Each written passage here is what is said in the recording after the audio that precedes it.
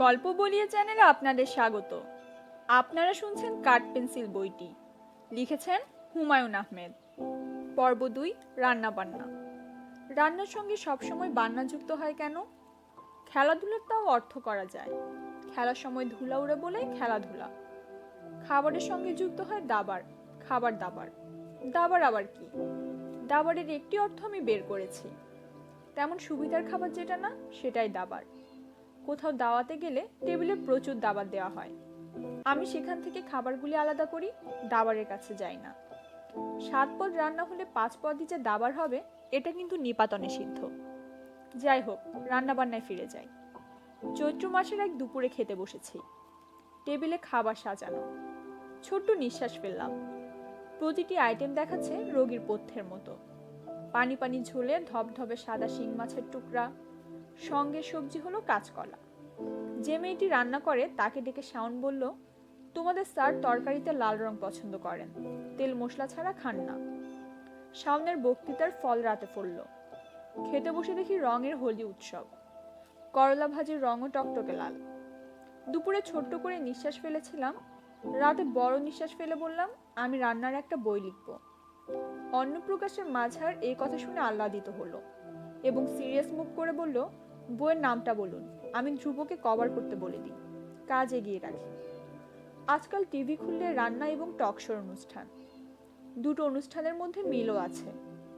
রান্নার অনুষ্ঠান থেকে কেউ রান্না শিখতে পারছে না, টকশোর অনুষ্ঠান থেকেও কেউ কিছু শিখছে না। সেলিব্রিটি রান্না নামে আরেক বস্তু বের হয়েছে। গায়ক গায়িকা চিত্রশিল্পী নায়ক নায়িকারা অনুষ্ঠানে নতুন নতুন রান্না শেখাচ্ছেন। অনুষ্ঠানের উপস্থাপিকাই সব তৈরি করে রাখছেন, সেলিব্রিটিরা হাসি মুখে চামচ নাড়ছেন। শাওন গায়িকা এবং অভিনেত্রী হিসেবে এক রান্নার অনুষ্ঠানে গেল। কড়াই খুন্তি নাড়তে নাড়তে তাকে 4 লাইন গানও করতে হলো। আমার ভাঙা ঘরের ভাঙা চালা ভাঙা বেড়ার ফাঁকে অবাক জ্যোৎস্না ঢুইকা পড়ে। খুন্তি কড়াই এবং রংধনু কোফতার সঙ্গে অবাক জ্যোৎস্নার সম্পর্ক ঠিক বুঝলাম না। অনেকক্ষণ হালকা কথা বললাম, এখন মাঝারি টাইপ ভারী কথা বলি। নোবেল পুরস্কার বিজয়ী ঔপন্যাসিক পার্লেস বাকের সীমাহীন আগ্রহ ছিল রান্নাবান্নায়। তিনি রান্নার একটি বইও লিখেছেন। এই বইটির কপি আমার কাছে আছে। কবি সৈয়দ আলী আহসান সাহেবও রান্নার বই লিখেছেন। তার বইয়ের রেসিপি ব্যবহার করে শুধু রসুন দিয়ে আমার বাসায় মুরগি রান্না হয়েছিল। খেতে অসাধারণ হয়েছিল। যদিও বই দেখে রান্না কখনো ভালো হয় না, এই তথ্য নিউটনের সূত্রের মতো সত্য। বর্তমানের এলজিআরডি মন্ত্রী সৈয়দ আশরাফ সাহেব যখন মন্ত্রী ছিলেন না, তখন এক রাতে আমার বাসায় আড্ডা দিতে এসেছিলেন। আড্ডায় রান্নার প্রসঙ্গ উঠতে তিনি মোটামুটি অভিভূত গলায় বললেন, হুমায়ুন ভাই, শেখ হাসিনা যে কত ভালো রাঁধতে পারেন তা কি আপনি জানেন? আমি বললাম, জানি না, জানার কোনো সুযোগ নেই। সৈয়দ আশরাফ বললেন, তার রান্না শুধু যে অসাধারণ তা না, অসাধারণের অসাধারণ। বঙ্গবন্ধু কন্যার এই গুণটির কথা কেউই মনে হয় জানেন না। সুযোগ পেয়ে জানিয়ে দিলাম। প্রধানমন্ত্রীর কেবিনেটে কিছু নারী মুখ দেখেছি। টিভি পর্দায় তাদের যখন দেখি তখন প্রথমে মনে হয়, আচ্ছা, এই অতিব্যস্ত মহিলা কি এখন রাঁধেন বা রান্নাবান্না নামক ব্যাপারটা জানেন?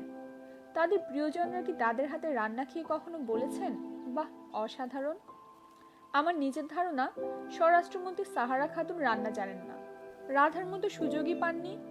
রাজনীতি করে এবং বক্তৃতা দিতে দিতে তার জীবন কেটে গেছে। টিভিতে তাকে মাঝে মধ্যে দেখি, যাই বলেন বিকট চিৎকার দিয়ে বলেন। মনে হয় পল্টন ময়দানে ভাষণ দিচ্ছেন, মাইক কাজ করছে না বলে চেঁচিয়ে বলতে হচ্ছে। উনি চিৎকার করতে থাকুন, আমি রান্নাবান্নায় ফিরে আসি। প্রথমেই কুইজ, স্বাদ কত রকমের? তিক্ত, লবণ, মিষ্টি, ঝাল, টক। পঞ্চ ইন্দ্রিয়ের মতো পঞ্চস্বাদ। সবাই কুইজে ফেল করেছেন। স্বাদ 6 রকমের। ষষ্ঠ স্বাদের নাম উমামি। সব খাবারই কিছু উমামি স্বাদ থাকে। মাংসে আছে, টমেটোতে আছে, সয়া সসে আছে প্রচুর পরিমাণে। উমামি স্বাদটা আসে এক ধরনের লবণ থেকে। লবণের নাম মনোসোডিয়াম গ্লুটামেট।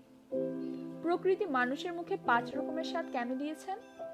দিয়েছেন আমাদের সতর্ক করার জন্য। পৃথিবীর যাবতীয় বিষাক্ত জিনিসের স্বাদ তিতা, আমরা যেন তিতা না খাই। নষ্ট হয়ে যাওয়া খাবারের স্বাদ হবে টক, আমাদের নষ্ট খাবার বিষয়ে সতর্ক করার জন্যই টক স্বাদ বুঝার টেস্ট বার জিভে দেওয়া হয়েছে। এখন আমরা বুঝে শুনে খেতে শিখেছি। আদি মানুষের সেই বোধ ছিল না, তাদেরকে নির্ভর করতে হতো জিভের উপর।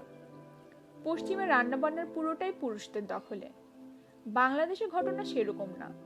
তার প্রধান কারণ, আমাদের কালচারে পুরুষদের রান্নাঘরে ঢোকাকে মেয়েলি স্বভাব বলে মনে করা হয়।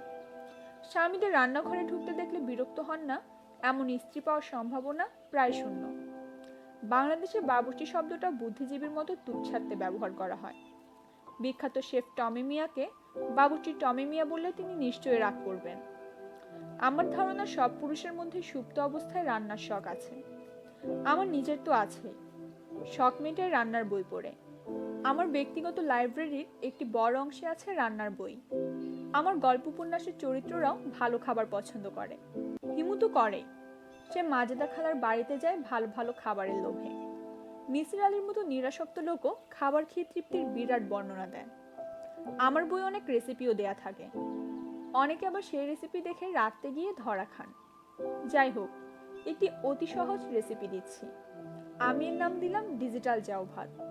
আতপ চাল লাগবে, পাট পাতা লাগবে, পেঁয়াজ লবণ নিশ্চয়ই ঘরে আছে। পরিমাণ মেপে পরিমাণ দিতে পারছি না।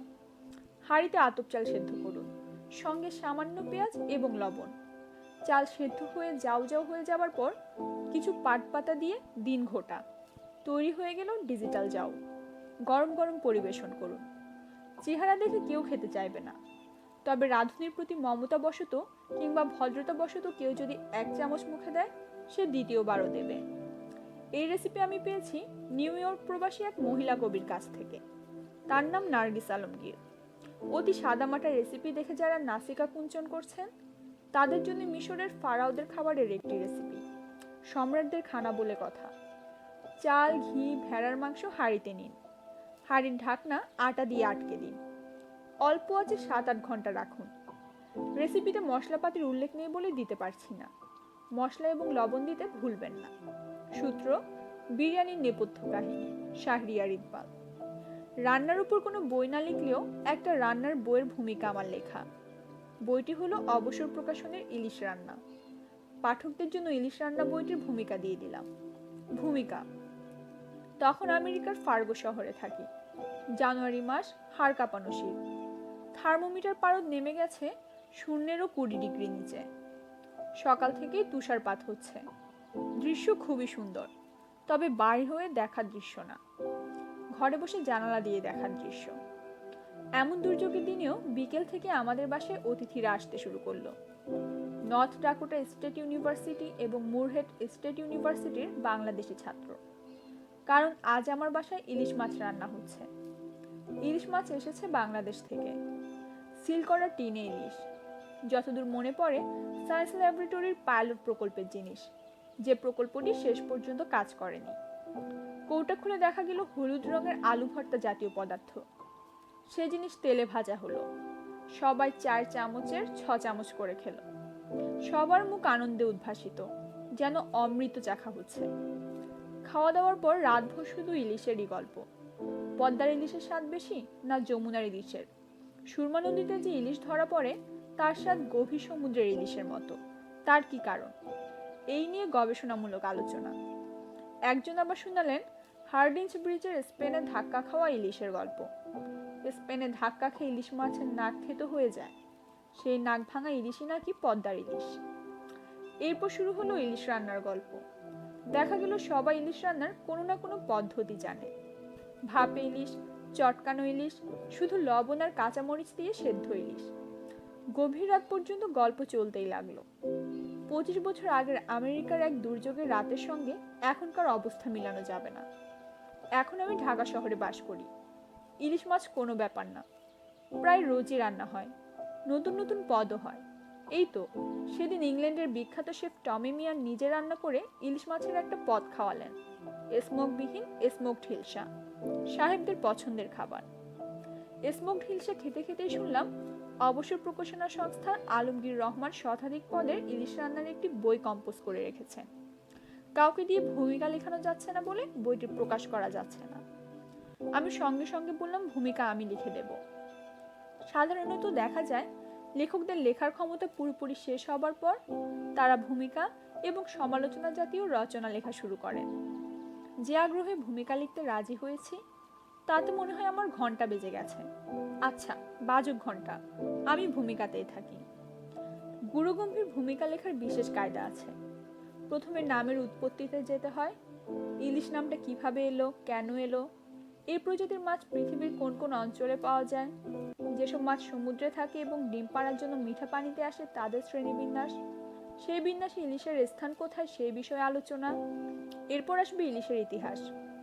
বাংলা আদি সাহিত্যে ইলিশ মাছের উল্লেখ কেন নেই সে বিষয়ে গবেষণামূলক সুচিন্তিত মতামত। মোগল রসুইখানায় ইলিশের অনুপস্থিতির কারণ ব্যাখ্যা। আমি এসব জানি না। আমি শুধু জানি বাংলা বর্ণমালার শিশু শিক্ষা বইয়ে অতে অজগর, আতে আম, ইতে ইলিশ, এই তথ্যই কি ইলিশ রান্না বিষয়ক একটি বইয়ের ভূমিকার জন্য যথেষ্ট নয়? ধন্যবাদ।